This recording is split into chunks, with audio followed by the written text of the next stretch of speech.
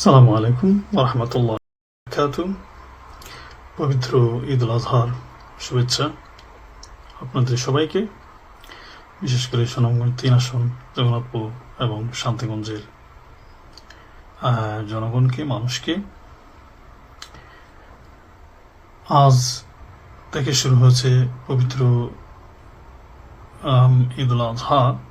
বিশেষ করে আজকে আফগানিস্তান, ইউরোপ, আমেরিকার দেশগুলোতে আজকে থেকে 3 দিন ব্যাপী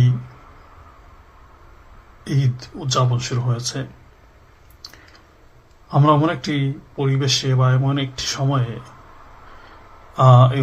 এই ঈদ উদযাপন করছি যে উম্মাহ সত্যি একটি ক্রান্তি লগ্ন অতিক্রম করছে। একদিকে মধ্যপ্রাচ্যের ইরানের উপর হামলা চলছে, অন্যদিকে ফিলিস্তিনের উপর তো অবিরাম জুলুম অত্যাচার চলছেই। তারপর এর সাথে গত কয়েক মাস যাবৎ অ্যাড হয়েছে পাকিস্তানের এবং আফগানিস্তানের সম্পর্কের টানপোড়েন। কাজেই যদিও আমরা ঈদ আসলে আনন্দের এবং ঈদের যে তাগ, যে উৎসব, যেগুলো একটা আনন্দমুখর পরিবেশে পালন করার কথা ছিল, ওই পরিবেশটা উম্মার মধ্যে আজ বিরাজমান নয়। আমি শুধু দু একটি ব্যাপার নিয়ে কথা বলে আজকের আমার এই সংক্ষিপ্ত বার্তা শেষ করব। আপনারা অনেকে দেখেছেন, বিশেষ করে আমাদের পার্শ্ববর্তী দেশগুলো, আফগানিস্তান এবং পাকিস্তানের সম্পর্কের মধ্যে যে টানপোড়েন শুরু হয়েছে। একসময় আফগানিস্তান খুব একটা বিশ্বস্ত এলাকা ছিল পাকিস্তানের, কিন্তু এখন ঠিক উল্টোটা হচ্ছে। গত 2-3 দিন আগে জাতিসংঘের একটা রিপোর্ট আমি পড়লাম আফগানিস্তানের ব্যাপারে। ইকোনমিক ফিউচার নামে একটা মাসিক রিপোর্ট তারা আফগানিস্তানের উপর তাদের একটা উইং প্রকাশ করে থাকে। এটা আমি নিয়মিত পড়ে থাকি সাধারণত। সর্বশেষ রিপোর্টে দেখলাম যে পাকিস্তান একসময় আফগানিস্তানের সর্ববৃহৎ ইম্পোর্ট এবং এক্সপোর্ট দেশ ছিল, যে দেশ থেকে আমদানি এবং রপ্তানি হতো। এখন দেখলাম যে সেই জায়গায় গত কয়েক মাসে পাকিস্তান আফগানিস্তানের ইম্পোর্ট এবং এক্সপোর্টের ক্ষেত্রে একবারে নগণ্য পর্যায়ে এসে পৌঁছেছে। এটা খুবই দুর্ভাগ্যজনক এবং অনাকাঙ্ক্ষিত।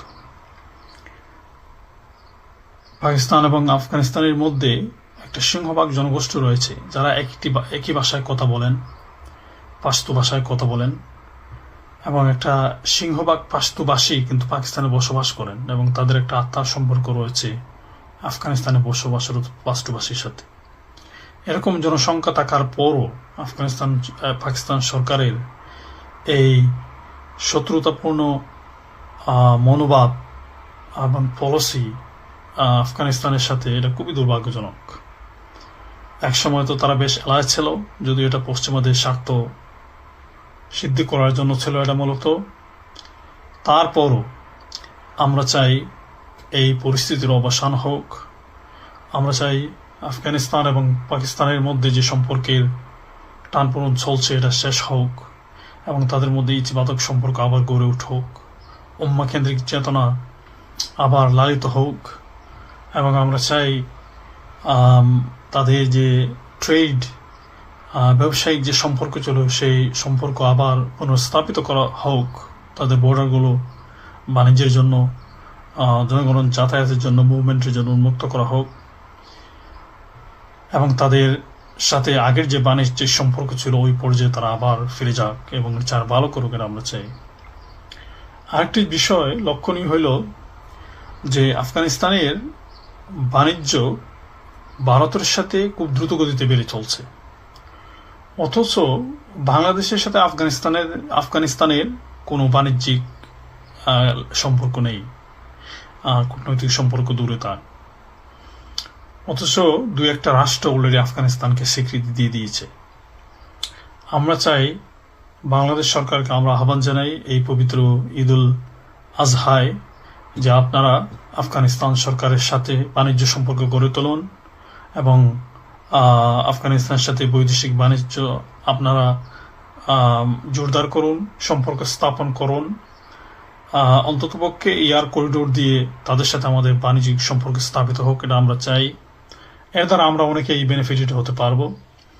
যেমন আফগানিস্তানে ভালো ফ্রুট উৎপাদিত হয়, সেগুলো আমরা সস্তায় বাংলাদেশে আমরা ইম্পোর্ট করতে পারবো এবং বাংলাদেশ থেকে কিছু কিছু পণ্য আমরা হয়তো আফগানিস্তান সহ আফগানিস্তানে আমরা রফতানি করতে পারবো। যেমন আমাদের গার্মেন্টস বা আমাদের রাইস বা উইট, যেগুলো আফগানিস্তান প্রচুর পরিমাণে প্রয়োজন এবং তারা কাজাখস্তান সহ অন্যান্য দেশগুলো থেকে আমদানি করে থাকে। কাজেই আমরা চাই বাংলাভাষী ইমানদার হিসাবে, মুসলিম হিসাবে আফগানিস্তানের সাথে আমাদের সম্পর্ক, অন্ততপক্ষে বাণিজ্য সম্পর্ক দ্রুত স্থাপন করা হোক এবং গড়ে উঠুক। আসসালামু আলাইকুম।